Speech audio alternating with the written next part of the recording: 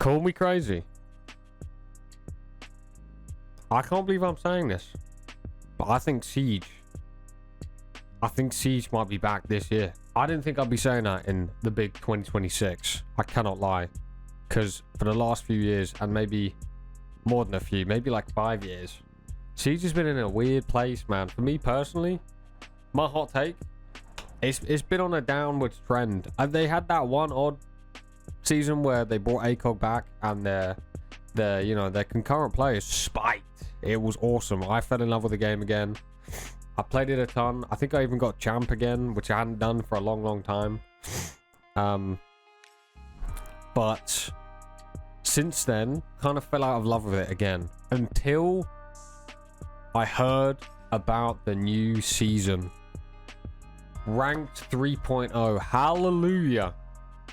I've had enough of jumping back onto Siege after like a year or 6 months off and getting thrown straight back into champion games.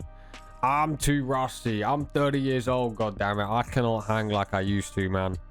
But just knowing that if you're actually Copper, you're going to play against Copper players, you know.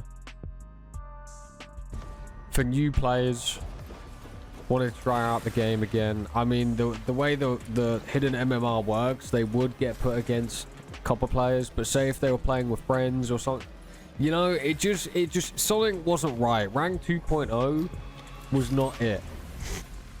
Now we can you know, we can discuss the new map. I think the new map looks pretty good. I'm all about new maps. I'm not the biggest fan of like map remakes or remasters or whatever you call them, right?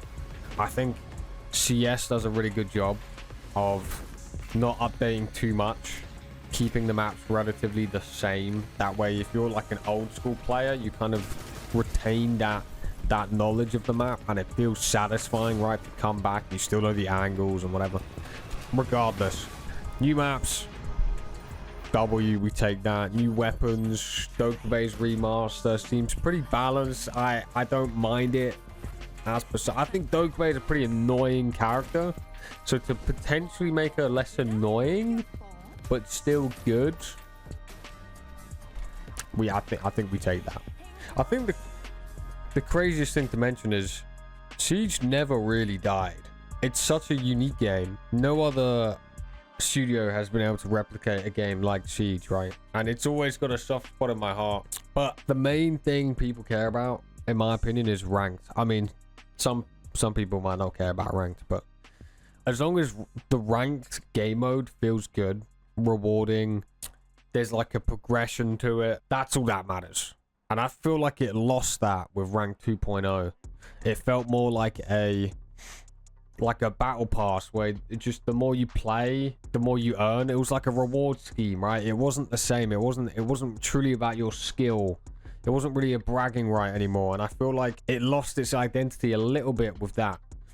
Now, hear me out. I'm pretty skeptical with anything Ubisoft does nowadays. Okay, I don't put a lot of trust into Ubisoft, but it seems like this next season they might be listening, and actually they might understand what players actually want again, which is crazy to me, but trust me. So again, I feel like this next season has a chance to be huge for Rainbow Six. We're seeing like Ubisoft stock price down by like 90%. They're releasing Assassin's Creed Black Flag. Low-key, if you ask me, they're getting a little bit desperate, which is actually maybe a good thing for the players. We need them to be kind of scared to lose us, right? Because then that inspires some bloody progress for the last couple of years. I feel like they almost didn't respect us as players, right? Now, I could go on and on about Ubisoft, but they still actually have a game with so much potential. I used to love Siege so much, and I fell out of love with it a long time ago, but I can't lie, this is the first time I've been excited about a season for a long time. I'm seeing people install the game again, talking about the game again, being excited and playing. We're playing a lot of Siege at the moment. I'm live on Twitch nearly every single day. Links below. I think it also helps that a lot of other shooter games are not doing too great right now. You know, you got Call of Duty kind of falling off. I mean, like Overwatch, Battlefield, nothing gives that same feeling that Siege does, man. The distraction, the tension, the clutch moments, you know. So the last thing we need to discuss is the only things that could potentially hold Siege back. And this is like something that every game has a problem with, to be honest. I think the cheaters could still be a big problem. But hopefully, if there's no hidden MMR, it means that you truly, you know, you have to grind up to the top ranks to even come against them. And I don't think it's just a Siege problem. It's a game-wide problem, right? Cheaters are everywhere, man. So fingers crossed that improves, but I'm not gonna get my hopes up. Server problems. We don't need Mute jamming out the servers.